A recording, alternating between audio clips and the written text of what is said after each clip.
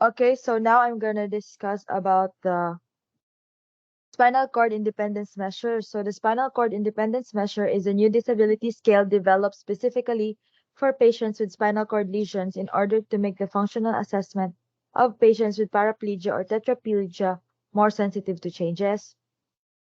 So the spinal cord independence measure have different categories, which is self-care, respiration and sphincter management, mobility from room and toilet, and then mobility indoors and outdoors or on even surfaces.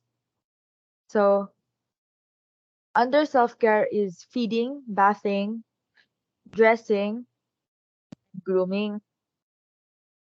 So we have a equivalent grading for each. For 0 if needs full assistance, 1 if needs partial assistance, 2 can perform independently but with adaptive devices, and 3 if can perform independently. Okay, so next is the respiration and sphincter management. So under this are respiration, sphincter management for bladder, sphincter management for bowel, use of toilet, and next is mobility. So mobility for room and toilet. So under this is mobility in bed, and action is to prevent pressure sores, transfers to bed to wheelchair, transfers from wheelchair to toilet, then to tub. Next is the mobility for indoors, outdoors on even surface. So under this is mobility indoors.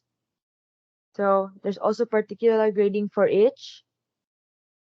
Next is mobility for moderate distance, 10 to 100 meters. Then mobility outdoors, more than 100 meters. So for the 3 mobility, there is a grading until 8. Starts with 0, which requires total assistance. 1 needs electric wheelchair or partial assistance. 2 moves independently in manual wheelchair. 3 requires supervision while walking. 4 walks with walking frame or crutches. 5 walks with crutches or 2 canes. 6 walks with cane. 7 needs leg orthosis only. And 8 walks without any walking aids. So next is stairs management. So under the same grading, 0 if unable to descend the stairs. 1 is able to ascend, descend at least 3 steps with support and supervision of another person. 2 ascends and descends at least 3 steps with support of handrail and crutch or cane. And then 3 ascends and descends at least 3 steps without any support or supervision. Next is transfers from wheelchair to car. 0 requires total assistance. 1 needs partial assistance and or supervision. And 2 transfers independently, does not require adaptive devices.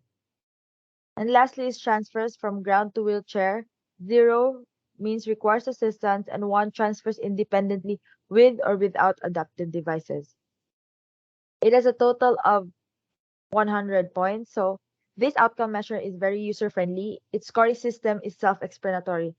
Therefore, there isn't a manual instruct to the clinician in scoring process. Score ranges from 0 to 100, where a score of 0 defines total dependence and a score of 100 is indicative of complete independence.